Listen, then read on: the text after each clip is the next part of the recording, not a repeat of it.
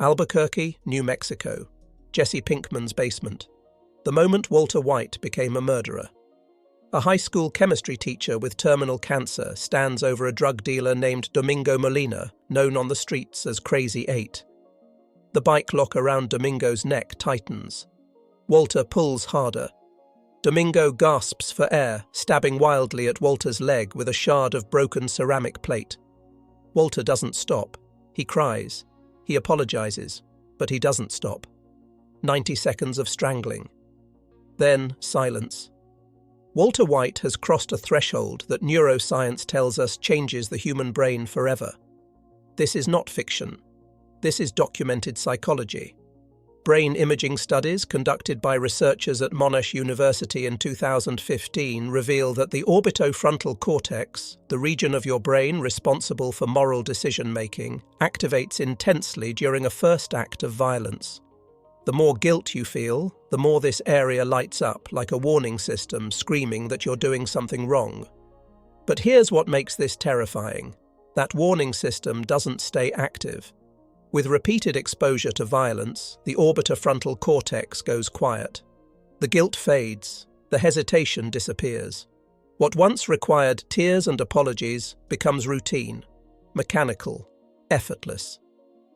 In this video, you're going to see the exact neurological transformation that turned Walter White from a man who made pro and con lists about taking a life into someone who could orchestrate 10 simultaneous prison executions without blinking.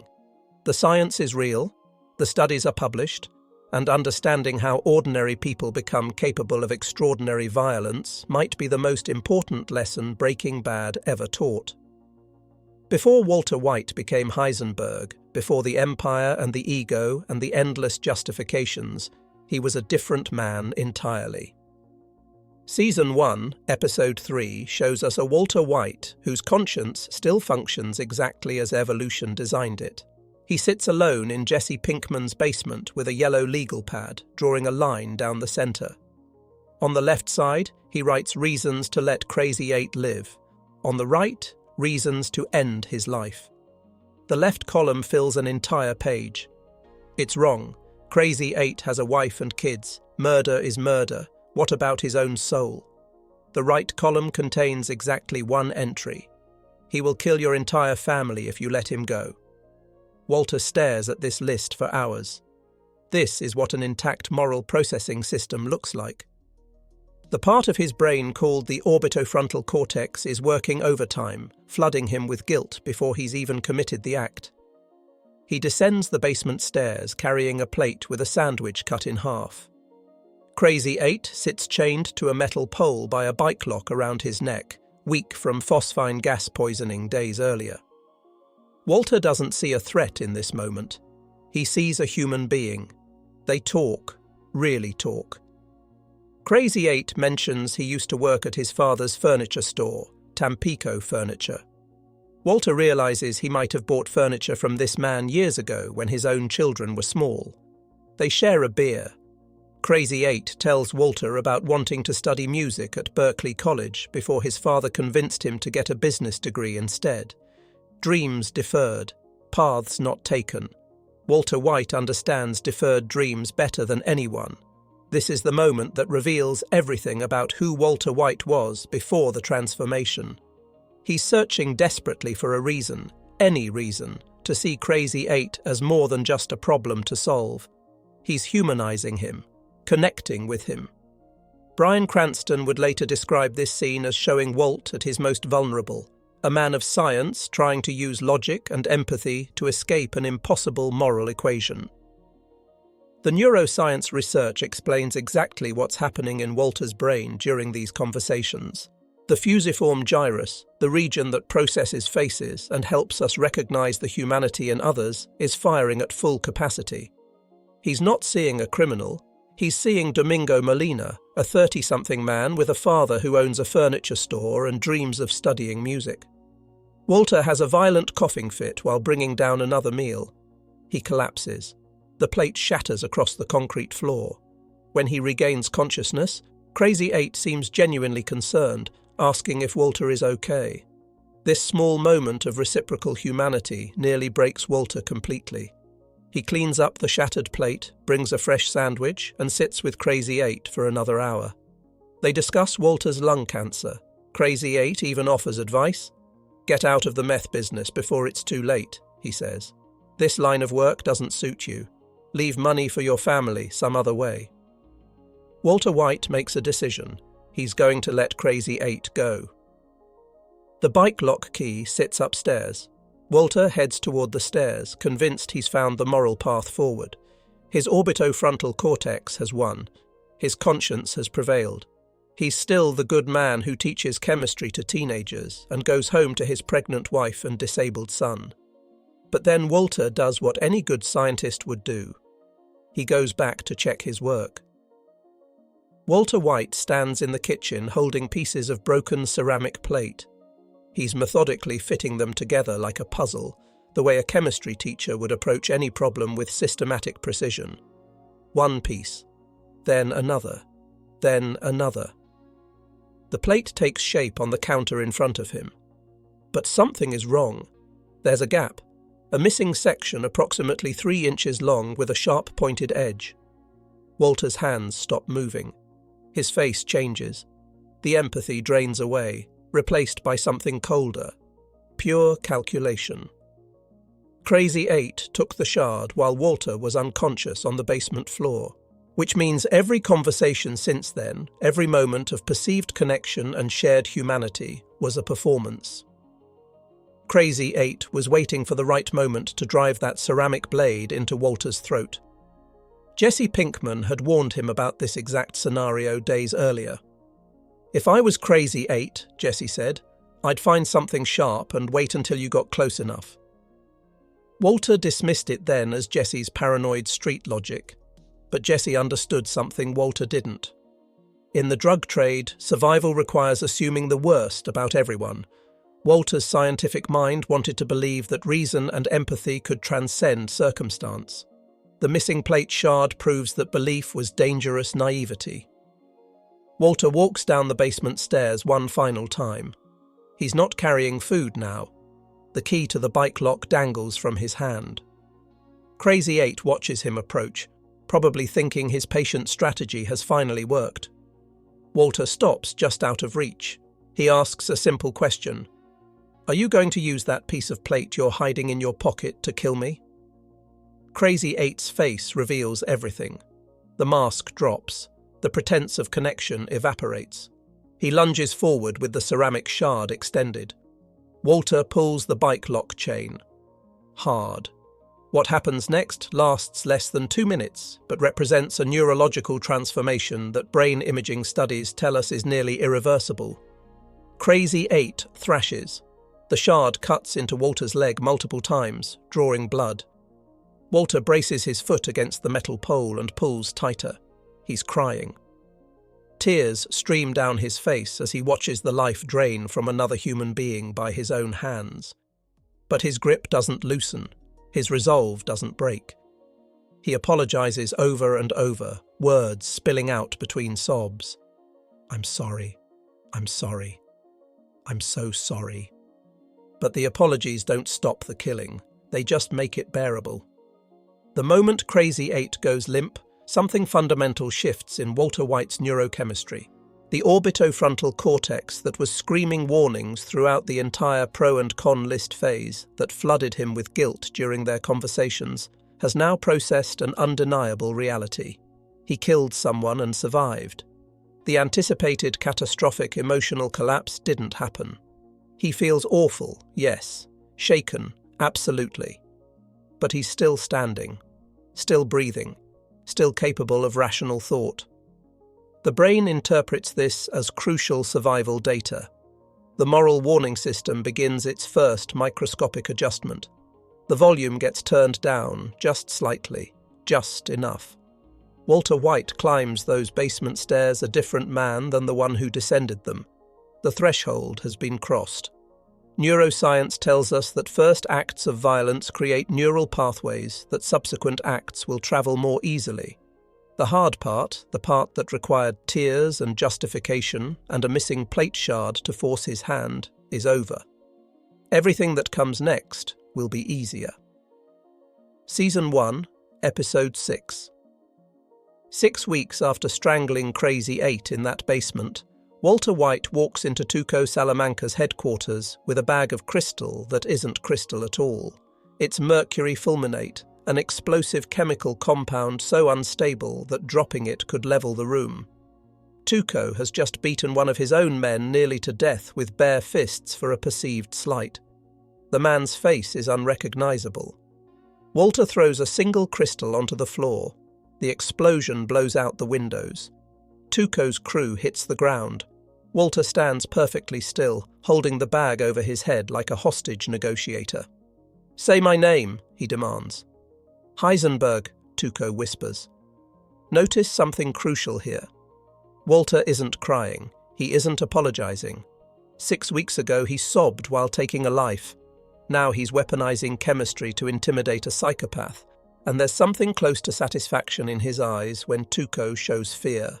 Season 2, Episode 12.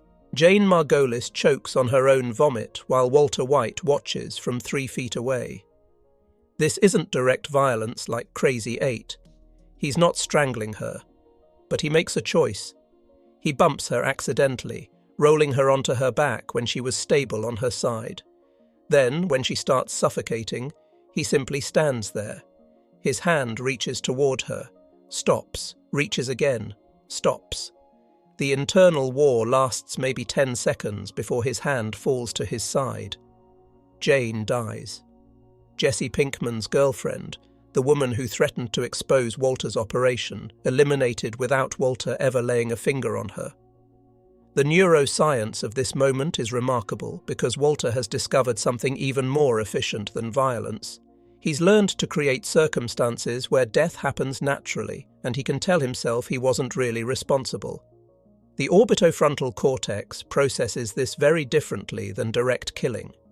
There's a psychological distance, a buffer of plausible deniability that makes it feel less like murder. Season 4, Episode 13. Walter White poisons a 6-year-old child named Brock Cantillo with lily-of-the-valley berries. Not enough to kill him, but enough to make him critically ill. Why? To manipulate Jesse Pinkman into believing their boss Gus Fring was responsible, turning Jesse against Gus so Walter could destroy him. Think about the calculation required here. Walter had to research the exact dosage that would hospitalize a child without ending his life. He had to steal Jesse's ricin cigarette through an intermediary to plant false evidence. He had to watch Jesse agonize over whether he accidentally poisoned this little boy, knowing the entire time that he himself was responsible. Series creator Vince Gilligan called Walter the evil juice box man after this episode. There are no tears now, no apologies, no hesitation. The progression from Crazy 8 to Brock shows a complete transformation in how Walter's brain processes harm to others. Season 5, Episode 8. Walter White picks up a phone and makes a call. Within 2 minutes, 10 men die simultaneously in 3 separate prisons. Shanked, burned alive, throat slashes. These are witnesses who could connect Walter to his criminal enterprise. He doesn't know their names, doesn't see their faces, doesn't hear them die. He simply makes the logistical arrangements, pays the money, and these men cease to exist. The emotional distance from that first kill in Jesse's basement is measured in light years now. When Crazy 8 died, Walter White was still human enough to recognize murder as a moral catastrophe requiring justification. When these 10 men die, Walter is monitoring stock prices and planning his next move before their bodies reach the prison floor. Season 4, Episode 6. Skylar White stands in the bedroom of their home, terrified. She has just suggested that maybe the best course of action is for the children to live somewhere else until this danger passes. Walter White is a high school chemistry teacher who has somehow gotten involved with people dangerous enough that his wife fears for their children's lives. She wants him to go to the police. She wants protection. She wants this nightmare to end. Walter White turns to face her. What he says next reveals the complete neurological transformation that began in Jesse's basement 2 years earlier. "I am not in danger, Skylar. I am the danger. A guy opens his door and gets shot, and you think that of me?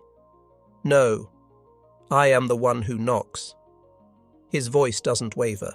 There's no uncertainty, no fear, no trace of the man who cried while taking a life. He towers over her, not physically, but psychologically, explaining that a business large enough to be listed on the Nasdaq goes belly up, disappears, ceases to exist without him. This is not the voice of someone justifying violence. This is the voice of someone who has fully integrated violence into his identity. The transformation is complete. Where Crazy 8's death required a missing plate shard to force Walter's hand, where he needed the threat of imminent death to overcome his moral hesitation, now he describes himself as the danger itself, the entity that others should fear, the one who knocks. Season 5, Episode 8 takes this transformation to its logical extreme. Todd Alquist reports that Mike Ehrmantraut's lawyer has been arrested, and there are 9 men in prison who can connect Walter White to Gustavo Fring's operation. These men are liabilities, loose ends, problems with names and faces and families and lives. Walter makes a phone call to a white supremacist gang leader named Jack Welker. He provides the names, the locations, the prison yard schedules. The price is negotiated. The timeline is established. 2 minutes, that's the window. All 9 men plus the lawyer must die within a 2-minute span to prevent any of them from alerting authorities after the first death. It's a logistical masterpiece, a chemistry problem solved with violence instead of molecules. The sequence plays out in one of television's most brutal montages. A man is burned alive in his cell. Another is stabbed repeatedly in the prison yard while guards watch helplessly. A third has his throat slashed in the shower. The editing cuts between all 10 murders happening simultaneously in real time. Inmates scream. Blood pools on concrete. Grown men are butchered like animals while Walter White sits in a diner eating breakfast. The news report comes through on a laptop. 10 deaths, no survivors. Walter closes the computer. His face shows no emotion. Not satisfaction, not horror, not guilt. Nothing. He's reviewing a chemistry experiment that produced the expected results. The outcome was predicted, the variables controlled, the hypothesis confirmed. These are not murders to him anymore. They are solutions. The orbitofrontal cortex that lit up like fire during Crazy 8's death now registers barely a flicker. The moral warning system has gone dark. So what actually happens in the human brain between that first tearful killing and the emotionless orchestration of mass execution? The neuroscience is both fascinating and terrifying because it reveals that Walter White's transformation isn't fiction, it's biology. Researchers at Monash University published a study in 2015 in the journal Social Cognitive and Affective Neuroscience that used functional magnetic resonance imaging to watch people's brains while they imagined acts of violence. Participants played first-person video games where they shot enemy soldiers in justified combat scenarios and innocent civilians in unjustified scenarios.